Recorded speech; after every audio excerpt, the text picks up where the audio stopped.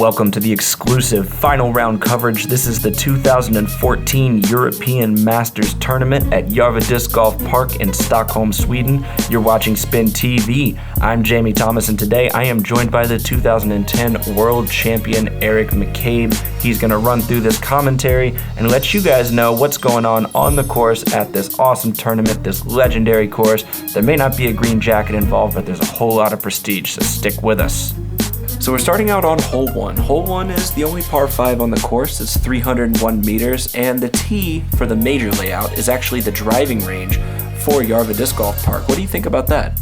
I think it's great. It's a pretty easy par 5, actually. It's not that hard to get your birdie 4 on. It's a little more difficult to get the eagle unless you have a really big arm. But I really enjoy the starting out on the par 5. It definitely allows the spectators to kind of see, and you can have your name called, and you get all the pomp and circumstance of a major run the proper way.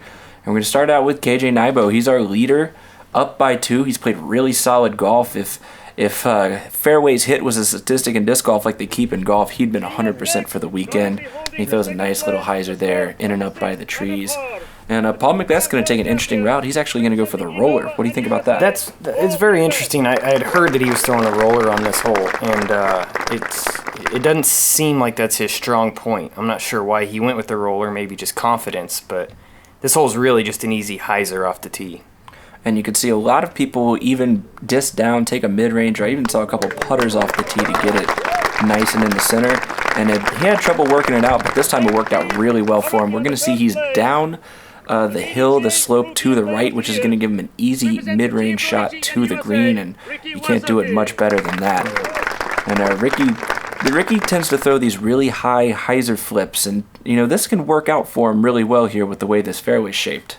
Absolutely, and I mean the only trouble on this hole really is deep left, the OB that's on the left side of the fairway. So Ricky, it looks like he turned that one over a little bit into the trees, but he'll probably have a window to save his birdie. Yeah, as you're saying, the par 5, most of these guys with the size arms that they have and the accuracy that comes with being a top player in the world, it's easy to get down there 4-5. And here we're going to come with 3-time world champion Nate Doss. He's going to go off the tee, throw a nice little smooth hyzer. He puts it a little wider. It looks like he's looking for the skip to get back to the center. That's a good shot. That's going to be just fine, right where he needs to be. And like we said, this hole is all about the second shot. And Nate will go first, nice and center on the fairway. Second shot, moving a little bit early, moving leftward. A little bit. There's some trees on the left side and some OB, but that's going to give him at least a look for the eagle. And you can't do much better than that going into the final round. If you're looking at an eagle, then you started your round off pretty well. Karl Johan Nybo here is going to have a little bit of a tricky shot. He's going to have to get it out wide on the hyzer to miss the trees that are directly in front of him, and it looks like he's going to have to lose a little bit of distance potential because of that angle. Yeah, it looks like he threw a pretty flippy disc, too, to get it to ride. Ricky has lined up a shot and any shot, and this is probably the only one where you're not going to reach the green in 3 with that kind of shot. Absolutely, but that's a good placement shot by Ricky, and he'll have probably pretty easy up and down. And what do you think about this placement from McBeth right here? That's a ridiculous roller. Now I see why he throws the roller off the tee, because he is McBeast, and if you can throw a roller that far, that accurate, do it. And followed up with a rock 3 shot gives you a drop-in eagle. Not a sentence you get to say a whole lot. Not a lot. When you get to say it, then you know your round is starting off well. There's a nice upshot by Ricky, another touch Annie, and KJ Nybo with a nice little putter. Should be easy from there. Yeah. And here's Nate Doss. He's going to look at an eagle putt. He does have a window in between what could be jail if you're just 5 feet to the left or right. Pretty good run there. Not bad off the top. I'm sure he wanted that thing to fall, but, I mean, like we said, a birdie 4 to start your round isn't a bad thing. And just takes a little bit of correction. It's better to miss high than low, as most people will tell you. And we're going to have some cleanups here. Everybody playing the hole under par on the lead card to start out. And we're going to go to a different kind of hole starting out on hole 2. It's a 97-meter par 3, but it plays very uphill, and you have to get over a row of hedges. So tell me about the trickiness of this next hole. Hole 2 is probably one of my favorite par 3s on the course. It's uphill, and it's always windy on this hole, it seems. And the trees you can see in front of you are going to be jail. So if you throw low and you hit those trees, you're looking at hopefully saving your par.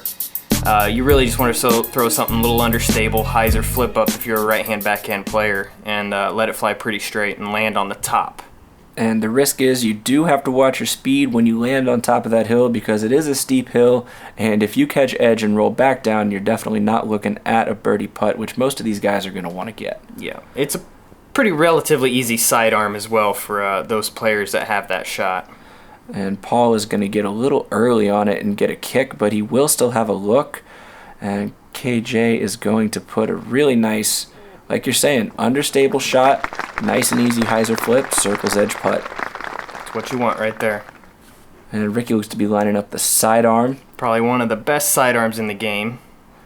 Right over, and you could see the hedges, they go down from the player's perspective on the left side, so he just snuck it over the lower edge, and that's a good way to look at the hole and just place a precision shot. Absolutely. And from the tee, you can only see the flag on top of this, the basket here. You can't see the whole basket from the tee, so that gives you kind of perspective on how high those hedges actually are. And Nate just misses getting on top of the hill, but he will have a putt, and that shouldn't be too much trouble for him. Paul's going to look to be about 45 feet out and try to not give away a stroke that he just earned off that eagle. Just misses it. Just a little low left. And this is the level putt. This is where you want to be, up on the ledge, looking to get a birdie, take another one back from Paul here. Just off the cage. I wonder if he had some butterflies going on here this early in the major. It could very well be. You can see that he's usually very money from that distance. He was making all those putts yesterday and the day before. KJ played the last 2 rounds with 1 bogey and 1 ace. So that tells you the work and the numbers he had to put to get into the position he's in right now. And these should be cleaning up here. Couple birdies, couple pars. Nice, relatively easy tap-ins.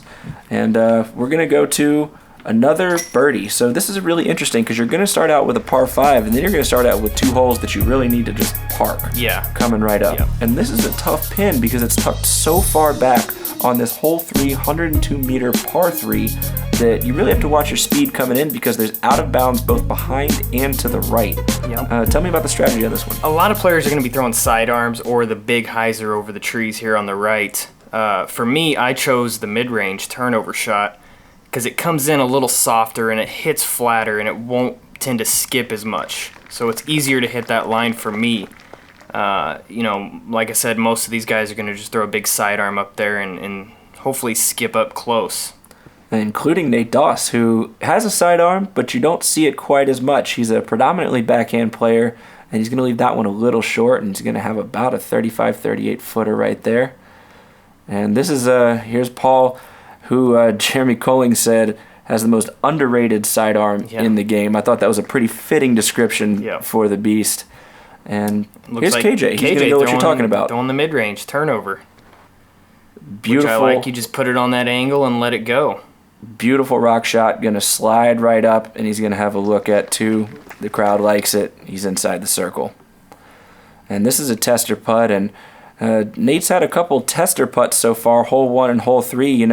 How do you, when you get into that mentality, when you're driving a little bit short, how do you balance between not wanting to overthrow the disc but wanting to just get a little extra juice out of it? Man, you just gotta buckle down and be confident with your shots. I mean, Nate's a 3-time world champion, so he knows what he's doing out there.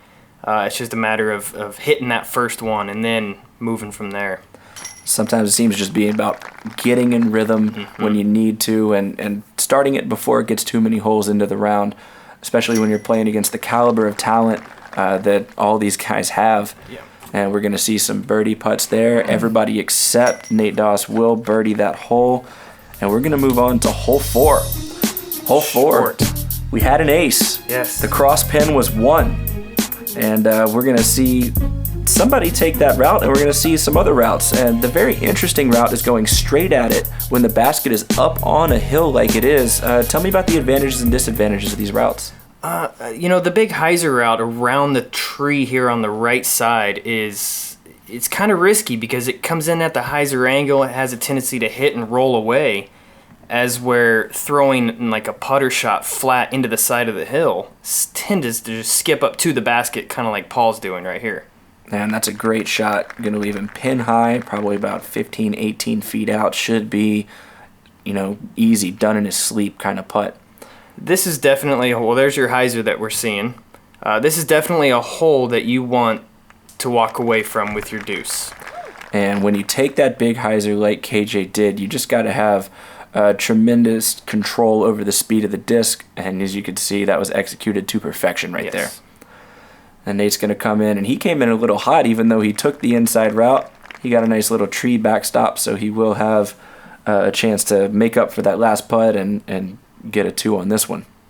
And this is a pretty tricky putt, actually. It doesn't look too bad, but if he happens to miss that, it's probably going to roll down this hill.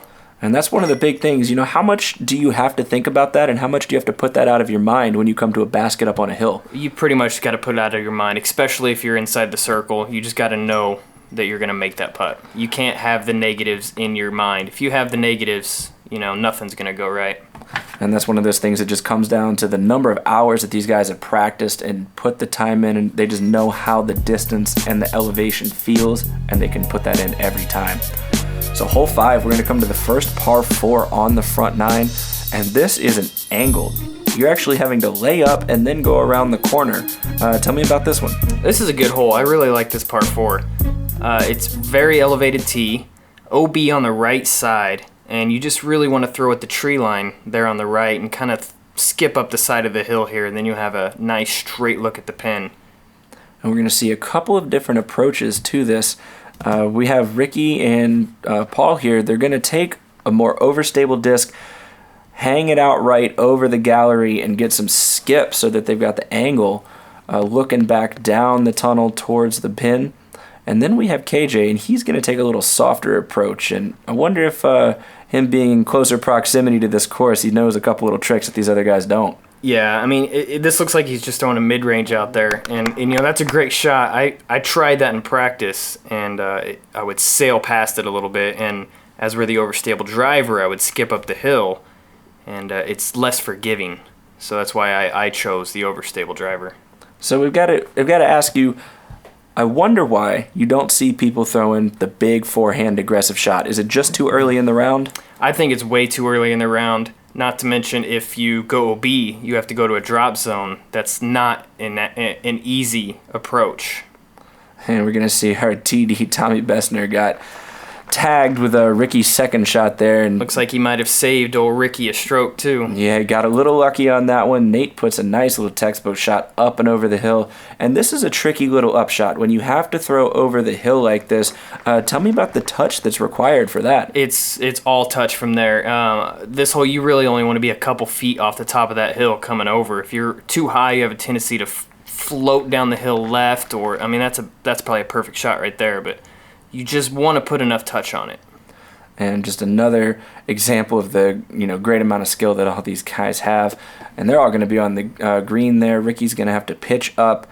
He will take his 4, and everybody else is going to birdie it, making a tough hole look really easy early.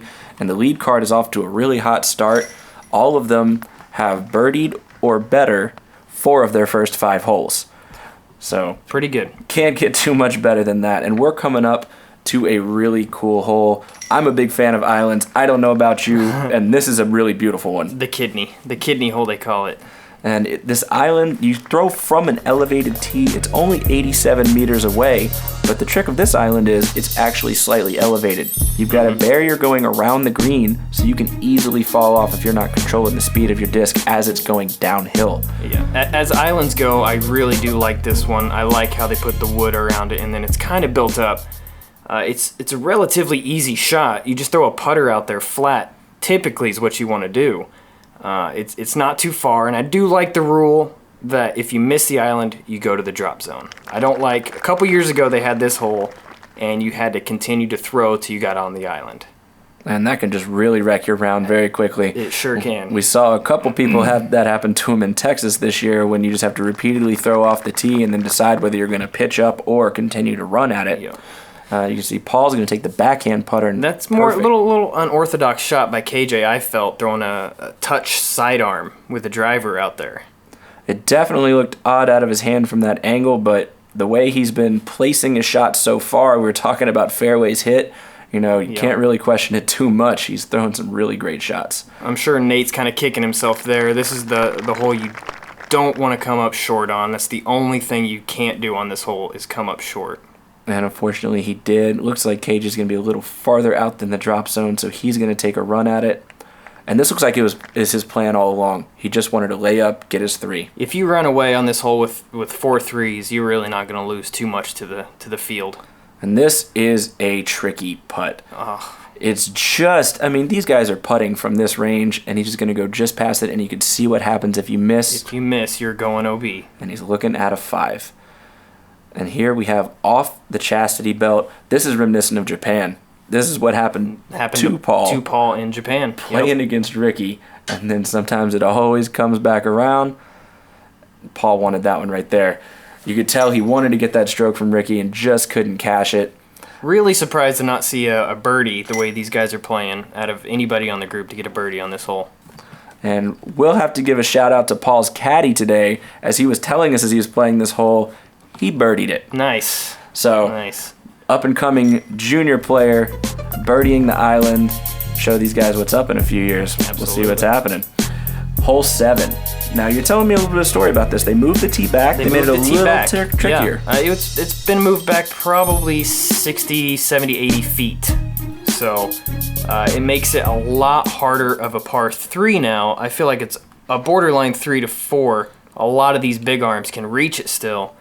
But it's kind of like a tweener hole for me. I feel you just throw a great shot out there straight and then work with the hill, as where before, your tee shots would come to rest on the hill.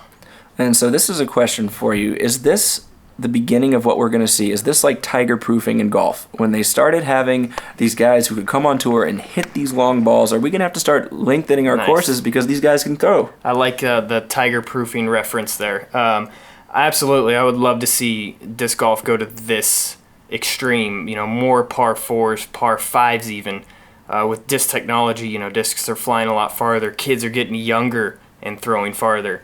So absolutely, they're outgrowing all these courses, and nobody wants to, have to birdie every single hole to win a tournament, by which I mean get 2s.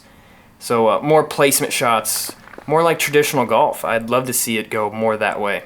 And it definitely puts a premium on your upshots, and we can see Ricky right here is going to have a tough one. He has to straddle out from his knee and throw a forehand shot.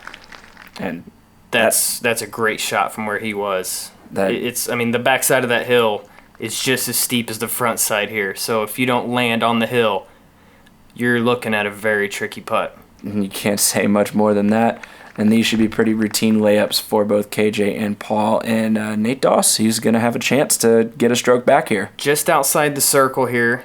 It's a very tricky putt to go for right here. Because if you miss, man, that happens right there. You roll away. And that's not what you want to do. You want to hit at least some part of the basket and slow your disc down. And he's going to have a comebacker. Even on that, even if you hit the basket on a hole like this, it's that steep, you can still roll away. So there's no shame in laying up. If you're not feeling confident in your putts that day, just lay it up and then move on to the next hole. You've got to think right there that he was thinking about that 5 on the last hole, and he had a chance to get one back on these guys and really stay in the game. And unfortunately, you just see a rare 3-putt from Nate Doss. Very, very rare. And, we're going to go on to hole 8. Hole 8. Nice and tight. I said it in Japan, I'll say it again. This is a 4-digit separator. This is a hole that if your rating is 4 digits, you have to get it to be competitive. And this is a hole that if your rating is 3 digits, you'd love to get it. Yes. We're going to start out. It's a really tight tunnel, as you can see, and when it gets out to the green, it widens out. So you got to throw a really touch shot and then have a putt. It's just a little bit of a straight shot. Most players I've seen trying to throw this hole have been trying to turn their putter over. And I felt the play here is just throw it nice and straight and then hit your putt. Or you could get... Or you could bounce it right off a tree like KJ. I can't even say whether that was luck or skill with the way he's been throwing all weekend, but I'm going to give him the benefit of the doubt because of it. Well, when you are playing well, things tend to go your way, especially on kicks. You get the shooter's roll, like they say. And this, you bring up a really good point in course design, and that's just the mark of a really well-designed course. When from the tee, it looks like you have to bend a shot one way or the other, and then you look at it from the opposite angle, like our camera's focused, and it's just a straight shot. Absolutely. I stress that a lot when I'm teaching golf, is when you're playing a course, either look backwards or even walk the course backwards. And you get to see the subtle little undulations and design variations that the course designers put in, and KJ's just going to float one just over. And here's another chance. Nate's got another chance. He's bogeyed the last 2 holes. He wants this one. Yes. And that was pure. Yep. Nice and center chain, dead center, never a doubt. We're going to go to Paul wants to get one on KJ right here. And this will be to tie it. Yeah, that ties it up. Ties After 8 it up. holes. 2-stroke lead has been eroded, and you definitely have to hit this one if you're KJ Nybo, because you need to stay close to McBeth. You do not want to let him catch fire. When you have a player like McBeth in the final round just tied you really need to buckle down and start making your shots. And we're going to move on from this hole to a completely different hole. Oh, man, yeah. Hole 9, I think this hole is absolutely beautiful. This is a classic dogleg right, like you'd see on a golf course. Mats Lua really did a beautiful job designing and landscaping this hole. Tell me about this. It's a very difficult hole. You have to throw it just dead straight about 130 meters, and then it's straight right from there. And the best play on this is to throw it pretty much like Paul McBeth does right here. Nice and straight, and then a sidearm approach. There's OB left, there's OB long, and there's jail to the right. And that's something that if you see that shot, that's a subtle shot that you may not understand how much touch it takes to keep it on that slight ante. It doesn't fade out, and it falls slowly to the ground. How long does it take to learn a shot like that? Oh, it takes a very, very long time, and to know what disc to throw, when the wind's coming from what direction. There's still players that don't know how to throw that shot. I saw a lot of players throw roller on this hole, which I felt was not the shot at all. And you're gonna see KJ's gonna try to work a slightly bigger ante angle and just doesn't quite get a hold of it. He will stay in bounds. He'll be just short of the OB, luckily, and have to really make a nice shot to stay competitive on this hole. It almost looks like KJ's trying to force his shots right now instead of just relaxing, staying in his comfort zone and throwing his own shots. And that was Ricky Wysocki threw a really nice forehand that just got early on him. This is a beautiful looking line right here. It just clips something and kicks left, and there is OB left. And it looks like the course took the stroke back from him that it gave to him earlier when he clipped the tree, and that was a really beautiful shot, and I was shocked to see that result from there. We're gonna see another great sidearm from Nate Doss. Looks so smooth when he's throwing it. It really does. That's the best, when you could see the sidearms that are thrown smooth with touch. That sidearms are harder to throw with that kind of touch, especially at that distance. Mm-hmm.